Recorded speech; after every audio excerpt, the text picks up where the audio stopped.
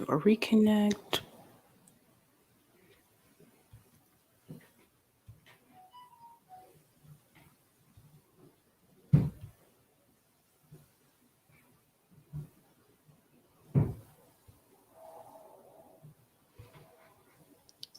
Cool. Authorize.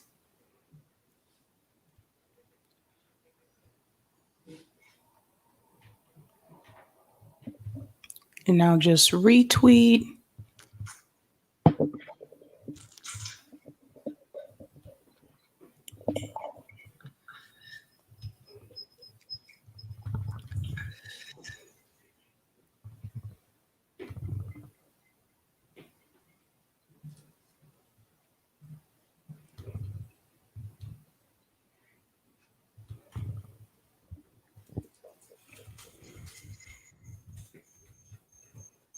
Okay, cool.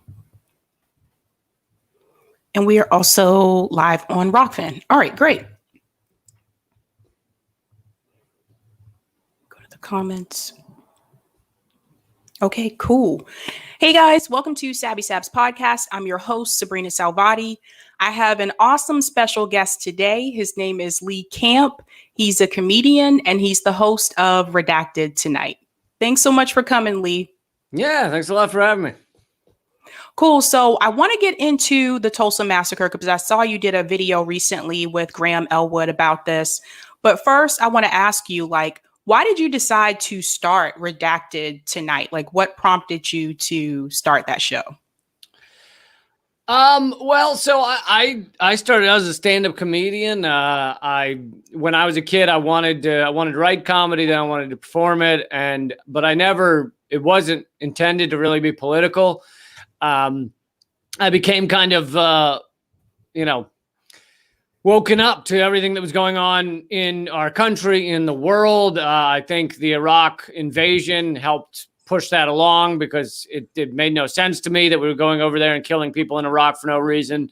And I started looking for outside media sources, so then I found some of the writers like Noam Chomsky and Howard Zinn and things like that. And got to them in my early 20s and they helped push me even further. And then I was performing every night of the week. There was 15 years of my life where I was performing every night, sometimes 3 times a night. So I've done thousands of stand-up comedy performances. And it kind of felt like if I'm going to get on a stage and I'm going to speak my mind and I'm going to talk about whatever it is I want to talk about, I should use that for something important. I should be talking about important issues, even if I'm getting a laugh, even if the goal is to make people laugh and piss themselves and choke on their drinks. It should still be while informing, while, pushing them to think about things they hadn't thought of before. And, some of the time I was doing this at some of these shows are 1 a.m. in New York City. People are drunk out of their minds. And I'm still trying to make them think about why the hell we're bombing countries thousands of miles away that the soldiers couldn't even find on a map. And, I remember one of the comedians who was hosting the show after I got off the stage, he one time he said to me, he was like, "God damn it, Camp, why are you doing all your stuff about politics? It's 1 a.m. Just tell dick jokes and get off the stage." And he was half kidding, but half serious. Like, what am I doing in the middle of their show? But that was where everything kind of went from there. So it just grew from there. And then eventually I had a successful video series that allowed me to get a TV show on one of the only networks that will actually allow you to be anti-war, anti-corporate, anti-capitalism, talking about all those things. And I write all my own stuff. I've never been censored. And you really can't say that for just about any other comedy news thing on television. So awesome. So I saw you did a video recently with Graham Elwood about the Tulsa Massacre. And I was curious because a lot of people I've talked to recently, they were just hearing about this. A lot of people just didn't know about it. And I knew about it growing up as a kid because my grandparents told me about it. But I noticed they never Where are you from? Different places because my dad was military. Okay. So did you have any connection to Oklahoma or anything? I did not, but my grandparents grew up in North Carolina, and one of the Black Wall Streets was in Durham, North Carolina. So my grandparents told me about it when I was younger, But Was that the one? Because it was another one where there was like a full-on, was it Durham? I know it was in North Carolina, like a full-on takeover of the government and destruction of the Black Wall Street. And yeah. And I was always curious as to why they didn't teach us about it in school, because I didn't learn about it in school at all. And I was curious, like, when did you first hear about it? And why do you think they didn't teach us about this in school? Yeah, I mean, I can't claim to have, well, let me tell you, I knew about it since I was 5 years old. No, I learned about it a few years ago. I think like too many people. And I think one of the things that's driven me through a lot of my career and a lot of kind of pushing people to become informed is when I find out about things and it blows my mind that we aren't taught about them. I remember one of the first videos I had that did really well on YouTube way before I had a TV show was when I just told people that the only trial that was ever held in the death of Martin Luther King was in 1999. And they found that James Earl Ray did not kill King and that it was a combination of, Lloyd Jowers and government agencies. And the New York Times even covered it at the time, but they had a little article in the back of section D7 or whatever. And it's just like, how are we not learning about this? How is this so suppressed? And so I always try and cover those stories because it amazes me that we are not taught about this stuff. And of course, why aren't we taught about it in school? Is our school history to this day is just the most whitewashed, patriarchal, pro-capitalist history you could ever get. It amazed me. I knew growing up that like Columbus wasn't what we were told to some degree, but I was probably, either near 20 or around 20 years old when I first read that his fucking journal entries have him talking about how easily he can enslave people and how if they don't bring him gold, he just cuts off their hands or noses. And it's like, those type of things are just so amazing to hear when you grew up being told Christopher Columbus discovered the New World. And when we have a test, you have to write that answer. You have to write that false answer. Christopher Columbus, great guy, pioneer, discovered the New World. If you want to get a good grade. And we knew if you're 6 years old or 8 years old, your whole world, meaning your family, your teachers, everything, are judging you by what those grades are. Are you doing well in school? Every adult you meet says, how you doing in school? And if you're doing poorly, wow, what a reject, what a loser, what a sad kid. Why aren't you doing well? Guess you don't care. And yet you're expected to put a fake reality down on that page or you will fail out of that class. And it's just mind blowing. I remember another book that was pivotal for me when I was early 20s was Lies My Teacher Told Me, which also has the stories of Columbus in there, but has a bunch of other stories about just straight up lies that we're told by our teachers. It's phenomenal. So of course, ignoring completely the Tulsa Massacre, or at best, if they mention it, it's called the Tulsa Race Riot, which I feel like a riot requires two sides, not just a straight up massacre. And it's of course they're going to ignore it because it upends the belief in American exceptionalism, the belief in, yes, America has faults, but we've always tried to remedy those faults. And we've always tried to fight for equality. And you look through the books and that is absolutely not true. America has not remedied its faults. America continues to perpetrate those faults and those horrors. And, now in a large way, at least with the bombs, et cetera, it's done overseas.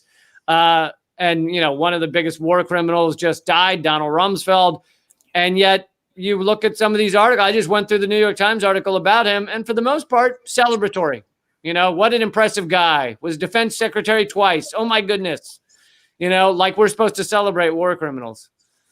Exactly. How do you feel about, because this is something that mainstream media was praising, how do you feel about Joe Biden being, I guess, the first president to actually, mention Tulsa on the 100-year anniversary? Do you feel that it was genuine, or do you feel that he was just playing to Black people, which he tends to do.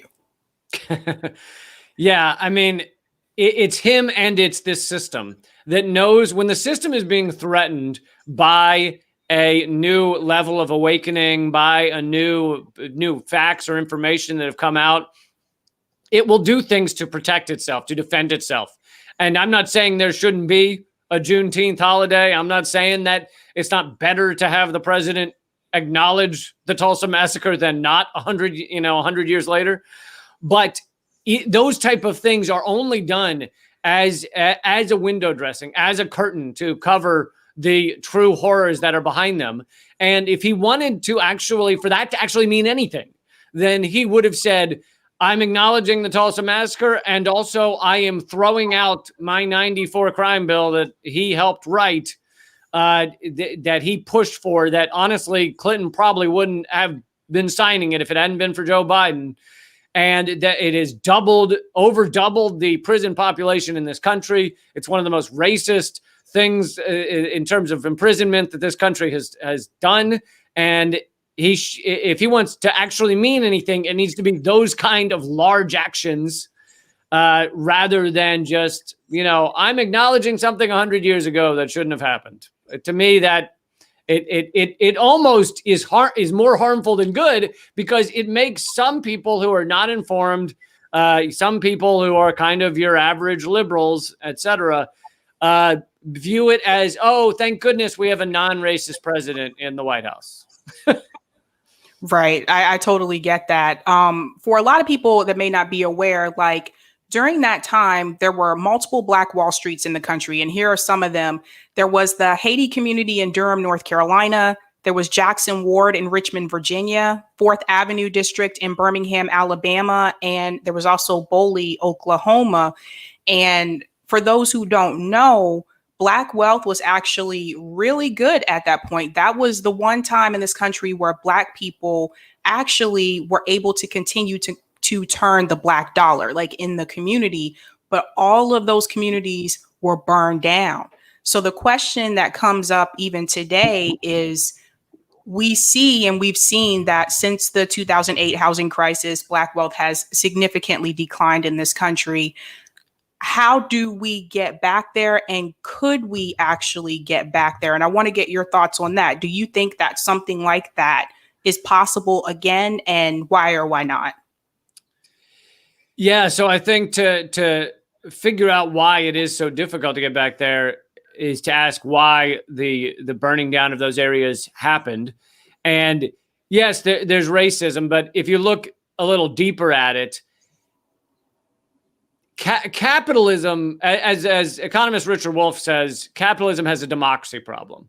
If everybody truly votes and truly has their voice heard, then the 90% of us who are not millionaires will dominate the society instantly. We would instantly say, hey, why do we have these people that are egregiously rich?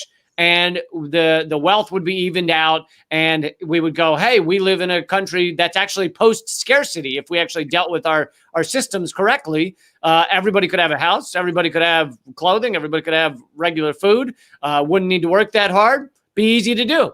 And if we had true democracy and true understanding of that, and a unity between the bottom 90%, then the rich are screwed. Their system of exploitation and complete control is just destroyed.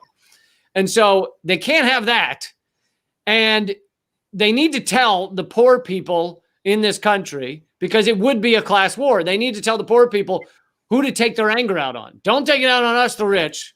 And that is always the other. It's going to always be the other. So for the white poor people, it's, well, look at those Black people over there. They're getting rich, and they're, Wall Street over there, and they're really exploiting you and destroying your life, and whatever other lies they need to tell. And nowadays you still hear that, but you also hear the immigrants, and you hear foreign countries, China, Russia, Iran. They're all there. That's the real problem. It's them. It's not us, the rich, the oligarchy that run the society and are actually exploiting you and are actually deciding that you can't have a $15 minimum wage. It's the great other, those who are stealing from you and making it so you don't have an easy life.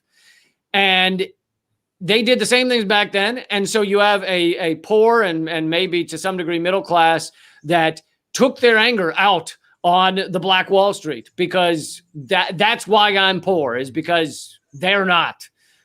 They're the ones exploiting me. When in fact, it should have been taken out on the rich white people that owned the entirety of American society. And you see this again and again. And anytime people unify, it becomes far more dangerous.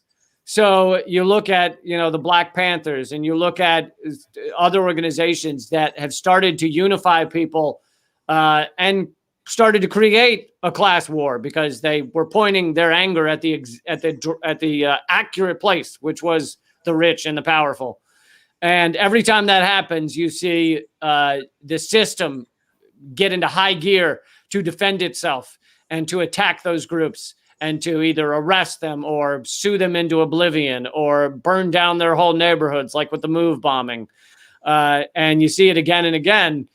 But so to get back to a place where I think people in general can be thriving, you've got to acknowledge that, you got to address that.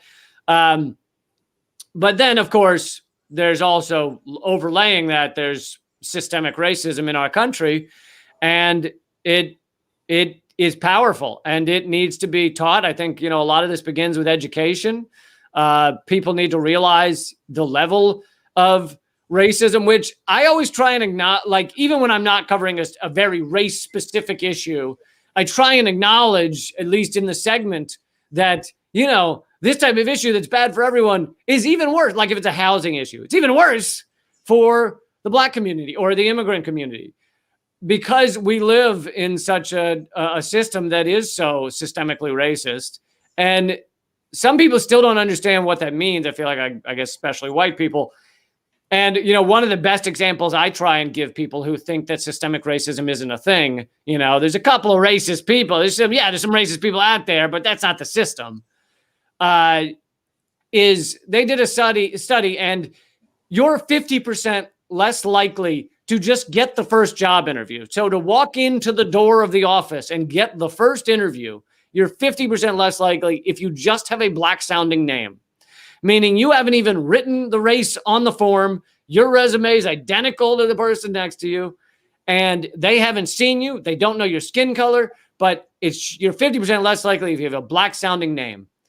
And then imagine how much less likely you are if they find out that you actually are Black. So it's like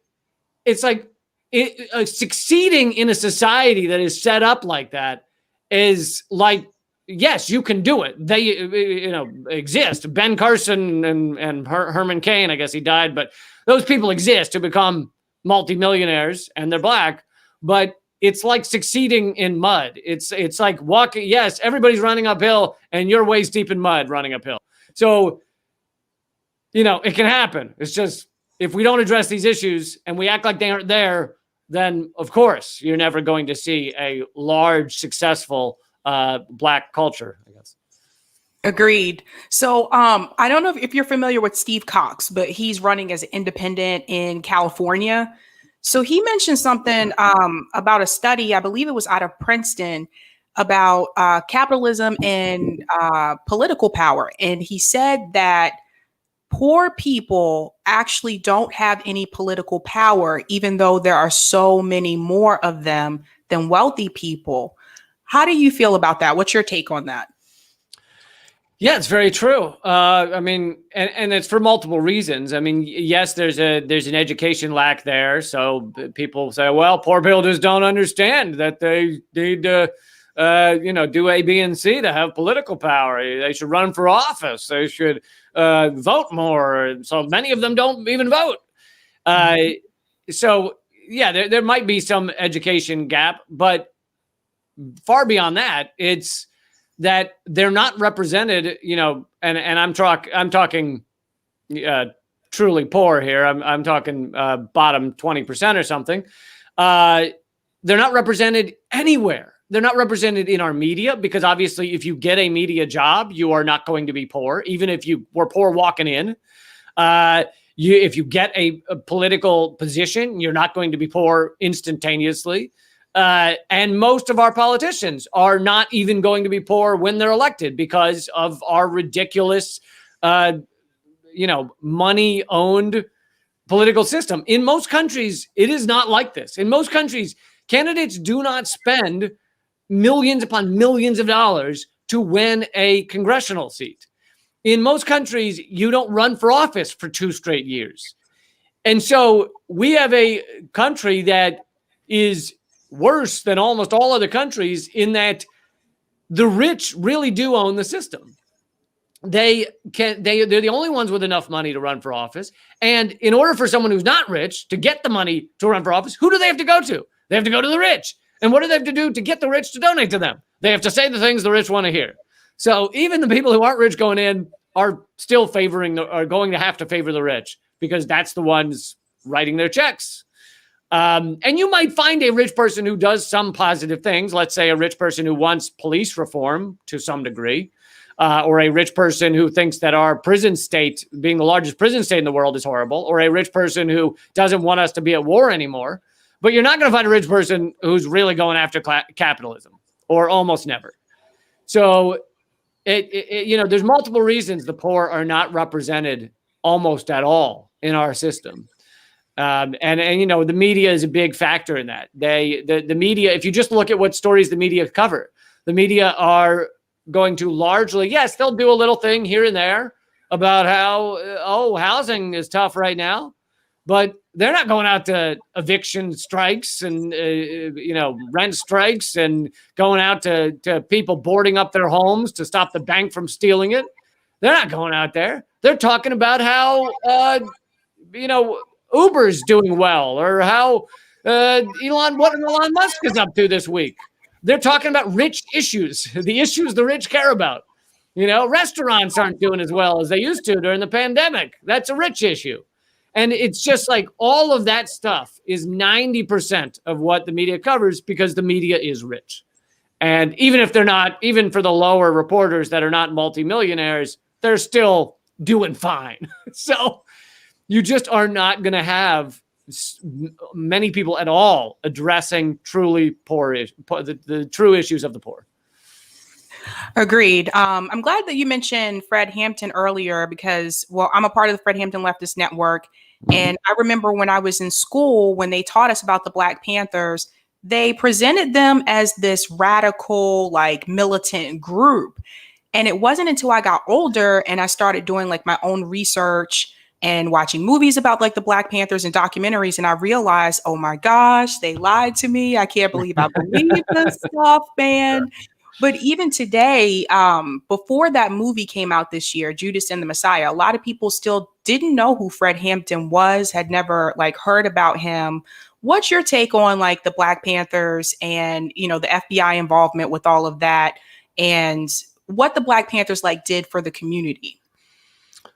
Yeah, the Black Panthers did so much for the community that people need to learn about. I mean, I don't claim to be some kind of excellent scholar on the entire history of the Black Panthers, but the few books I've read, you can learn very easily about all the impressive things that the Black Panthers did for their community. I mean, this is an organization where 90% of what they're doing is feeding children, watching them after school, putting together community watches so that they have a safe community that is not only safe if cops are patrolling it.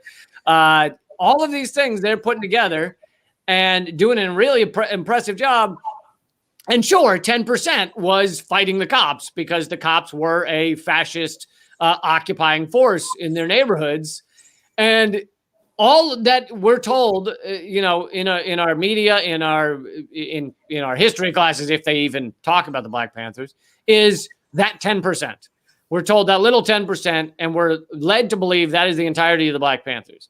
And actually, while I very much liked a lot of the Fred Hampton movie that HBO put out, I think that it did Fred Hampton justice in terms of showing him as a fully fledged human being that had love and concerns, and it was not just militancy. It was a real living and breathing human being. I think that was good. But my complaint with it is that I felt like every time you saw the Black Panthers together in a group, 90% of what they're saying is the word pigs. And it's like, I agree, they use the word pigs and they should have used the word pigs. However, for an average American who has no understanding of what the Black Panthers were, they see that and they go, oh, they were a really scary anti-police group.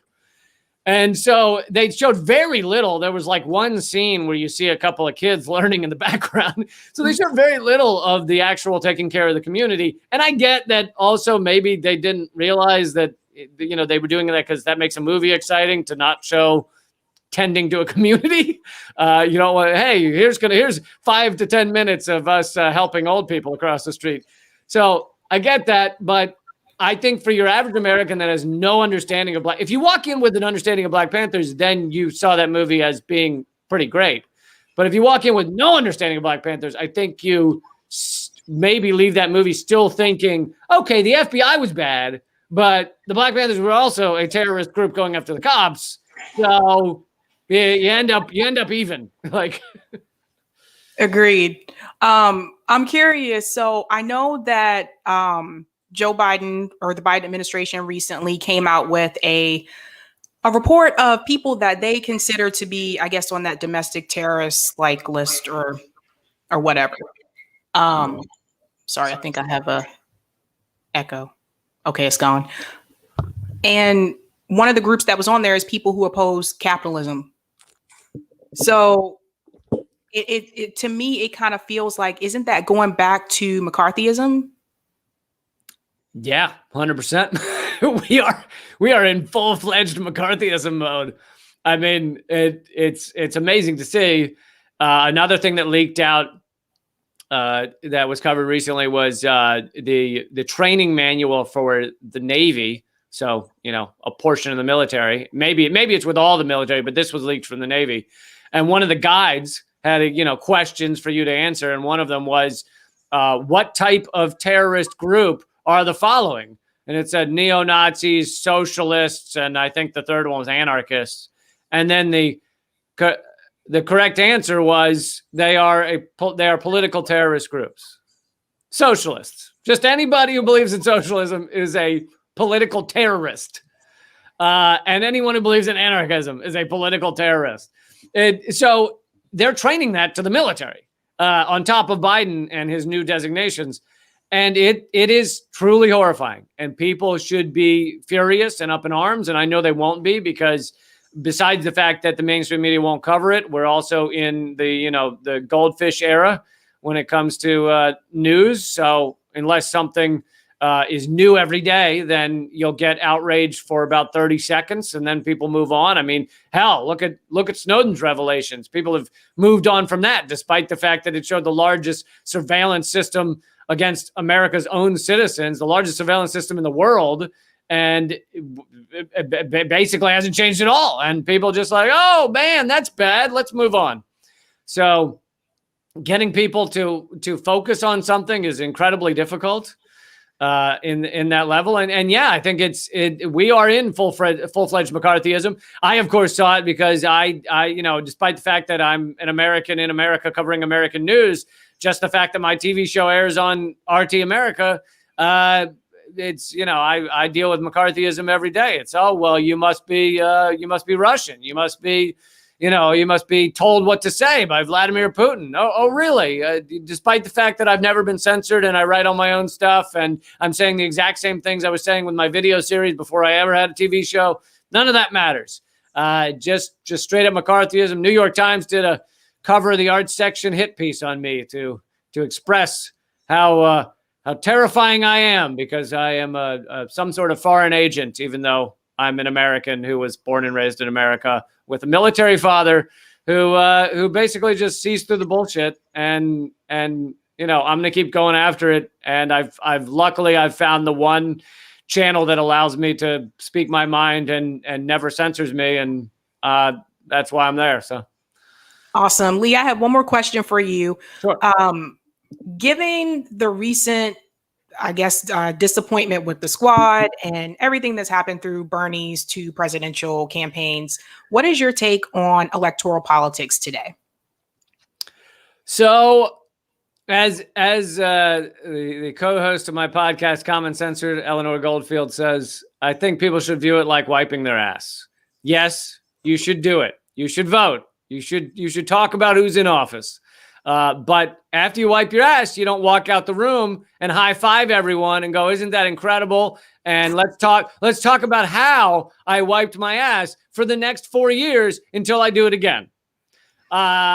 It should be something we all do. I've actually done more coverage, I think, than any mainstream media outlet has ever done on getting a legitimate voting system, on how our votes are stolen, on the destruction of the right to vote for Black people, of so many things about how our election system, our electoral system is fucked and rigged, how it was rigged against Bernie Sanders, and how it's rigged against third parties. And I've done tons of coverage of it. Yet I also believe it is nowadays it is so captured by the ruling elite, by the moneyed interests, that it should be 10% of what you talk about.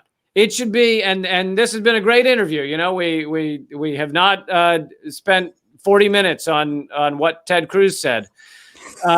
So that's what an interview should be. That's what our discussion should be. It should be about how to change the world in so many ways that are not electoral politics, because they have figured out, the ruling elite have figured out that the electoral politics is just largely a show. I'm not saying that a bill never gets passed that isn't useful, but it is incredibly rare.